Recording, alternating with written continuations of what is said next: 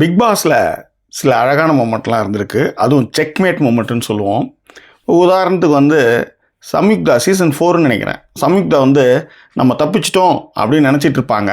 திடீர்னு அனிதா சம்பத் வந்து டக்குன்னு வந்து அவங்க பேரை சொல்லி அவங்களையும் வந்து நாமினேஷனில் இட்டு வந்து விட்டுட்டு வேட்டையன் வருகிறான்னு பாட்டெலாம் பாடிட்டு வருவாங்க. இது வந்து செமையான செக்மேட் அது ஆக்சுவலி. அதே மாதிரியான ஒரு விஷயம். ஆனால் அதை ரொம்ப ஃபன்னாக வந்து ராஜு பண்ணியிருப்பாப்புல சீசன் 5ல். அதாவது எல்லோரும் போய் வந்து கன்ஃபரன்ஸ் ரூமில் போய் வந்து சொல்லிகிட்டு இருப்பாங்க, பேரை சொல்லிகிட்டு இருப்பாங்க. அப்போ ராஜ் என்ன பண்ணுவார், டக்குன்னு யோசிச்சுட்டு திரும்ப வெளியே வந்து பிரியங்கா என்ன ஃபுல் நேம் என்ன அப்படின்னுவார். உடனே இவங்க வந்து பிரியங்கானதுமே தேஷ்பாண்டின்வாங்க. அப்புறம் தான் தெரியும் ஒரு பேர் சொல்ல போகிறாருன்ட்டு. அந்த மாதிரியான ஒரு காமெடியை வந்து ராஜு வந்து சீசன் 5ல் பண்ணார்.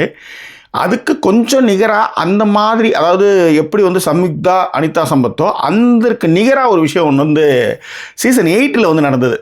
அதாவது முத்து வந்து ஓப்பன் நாமினேஷன் பண்ணிகிட்டு இருக்கும்போது, அருண் நீ ஒரு ஓட்டு தானே வாங்கியிருக்க ரைட்டு அப்படின்னு சொல்லிட்டு அருண் வேற சொல்லுவார்.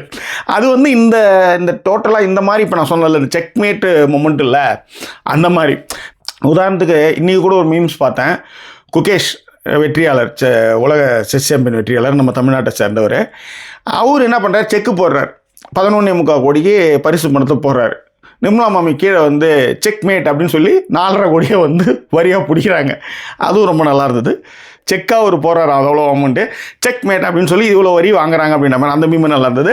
ஸோ தீஸ் ஆல் ஆர் வந்து என்ன சொல்கிறது, அந்த மொமெண்ட் இருக்குல்ல, அது பிக் பாஸ் ஸ்வீட்டில் நான் ரொம்ப ரசித்த மொமெண்ட்டு.